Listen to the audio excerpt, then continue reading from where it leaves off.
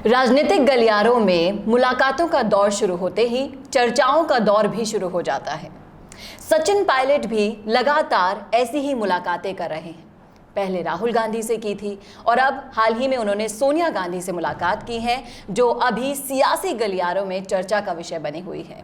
और एक तरफ ये है और दूसरी तरफ अशोक गहलोत जी, जिन्होंने तीखे तेवर अपना रखे हैं और अपने हर भाषण में उन्होंने ठान रखा है कि अब मैं गड़े मुर्दे जरूर उखाड़ूंगा। क्या चल रहा है इन सियासी गलियारों में, इन सभी पर हम चर्चा करेंगे। आज हमारे साथ हैं एडिटर इन चीफ राजस्थान संवाद के वरुण भंसाली जी। इनके साथ हम पूरी चर्चा करेंगे, लेकिन इससे पहले अगर आपने हमारा चैनल सब्सक्राइब नहीं किया है तो तुरंत सब्सक्राइब कर दीजिए, ताकि आगे आने वाले सारे वीडियोस आपको सबसे पहले मिल सके। नमस्कार, मैं हूं चेतना शर्मा आपके साथ और मेरा नाम है वरुण भंसाली।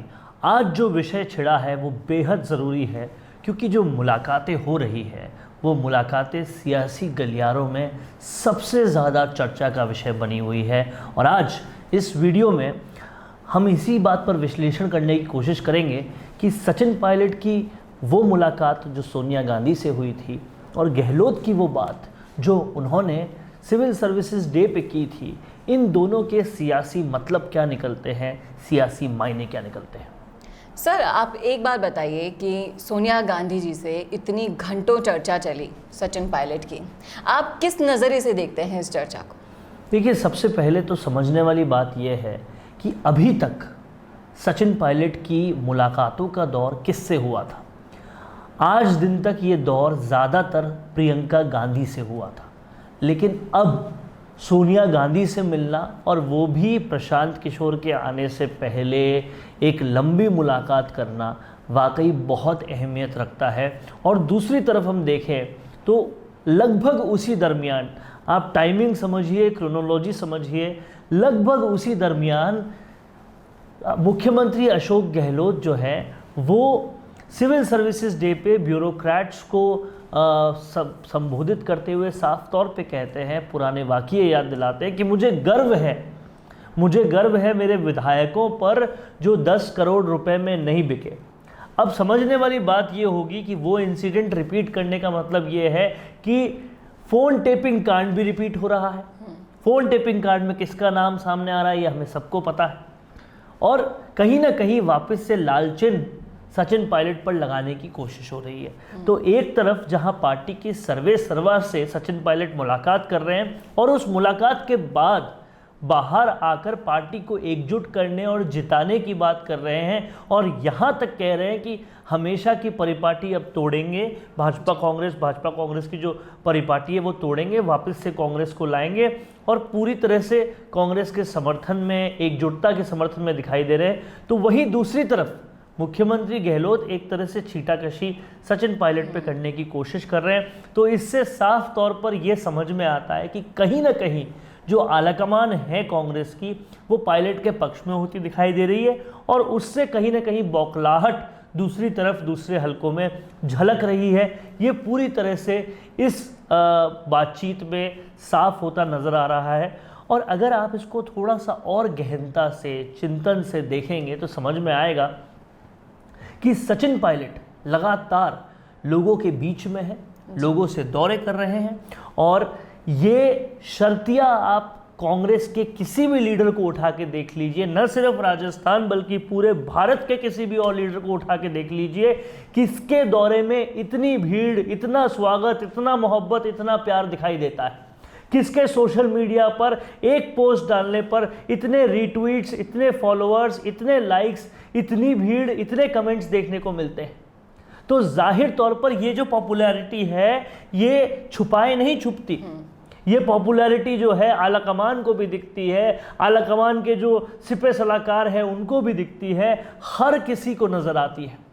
तो ये सोनिया गांधी भी, जो बहुत लंबा पॉलिटिकल करियर रहा है उनका, इतनी पॉलिटिकल समझ वो भी रखती है कि अगर लोकप्रियता उस वक्त किसी के पक्ष में है जिस वक्त कांग्रेस के सारे ही खाते डूबत में चल रहे हैं, तो वो सचिन पायलट के पक्ष में है। और जब 15 महीने पहले, 14 महीने पहले हम इलेक्शंस के इस चीज़ को देखते हैं तो जाहिर तौर पर आलाकमान को नज़र आता है कि जिताऊ आदमी सिर्फ सचिन पायलट है। और अगर नज़र नहीं आता तो उत्तर प्रदेश जैसे अहम इलेक्शंस में 5 राज्यों के चुनाव में केवल और केवल सचिन पायलट को ही क्यों ले जाया जाता है बतौर स्टार कैंपेनर?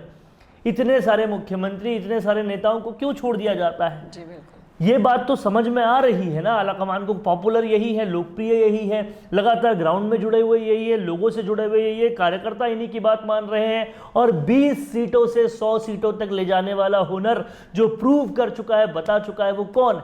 ये साफ तौर पे समझ में आता है। और इस मुलाकात से जो कुछ निकल कर आया या जो कुछ हुआ वो क्या है, ये कैसे पता चलता है? दूसरी तरफ की बौखलाहट से। जी बिल्कुल।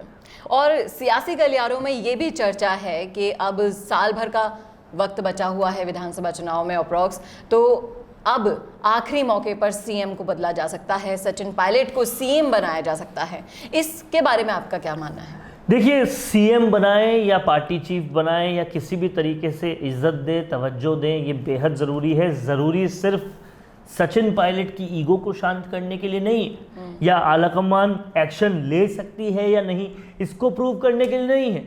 ये ज़रूरी उन कार्यकर्ताओं को मनाने के लिए, समझाने के लिए है कि तुम्हारा भी कांग्रेस पार्टी में कोई भविष्य है।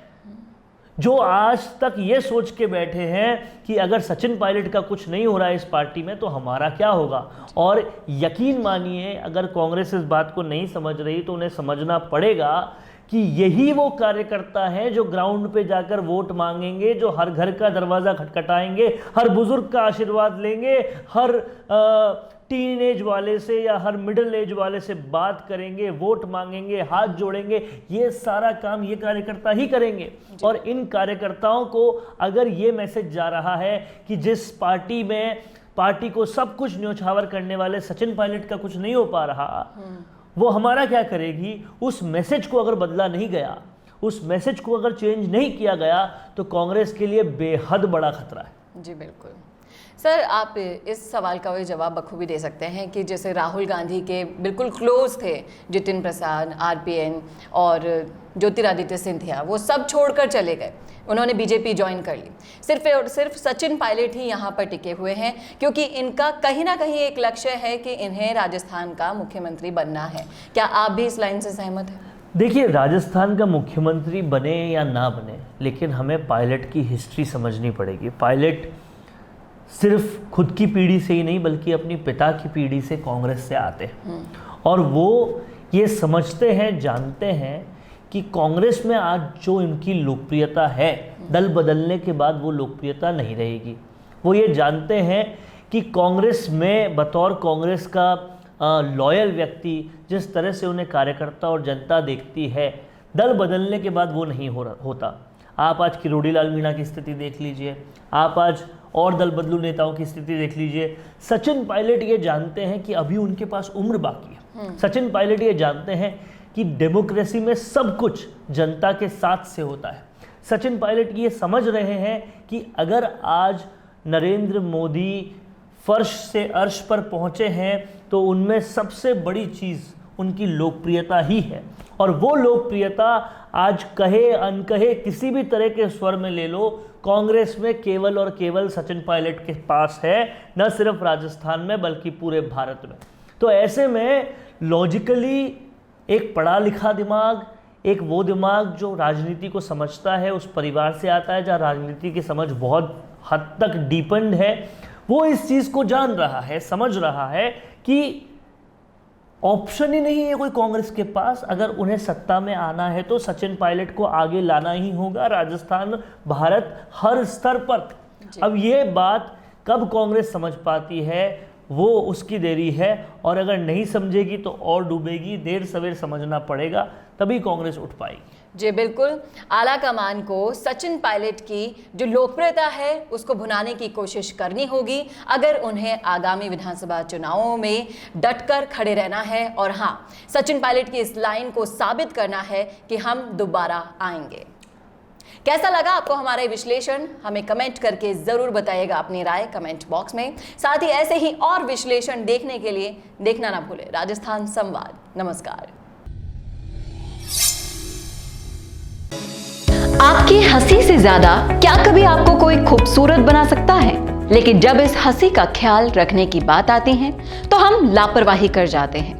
इसीलिए अपने दांतों का ख्याल रखिए और उसके लिए राजस्थान की सबसे अनुभवी डेंटिस्ट डॉक्टर नीलम माहेश्वरी को YouTube पर फॉलो कीजिए। डॉक्टर नीलम माहेश्वरी के YouTube चैनल पर आपको मिलेंगे आपके दांतों का ख्याल रखने के लिए वो सारे टिप्स और जानकारी जिसको समझना आपके लिए बेहद जरूरी है। तो आज ही YouTube पर सब्सक्राइब और शेयर कीजिए डॉक्टर नीलम माहेश्वरी के चैनल को, क्योंकि आपके स्माइल का कोई भी विकल्प कभी हो नहीं सकता।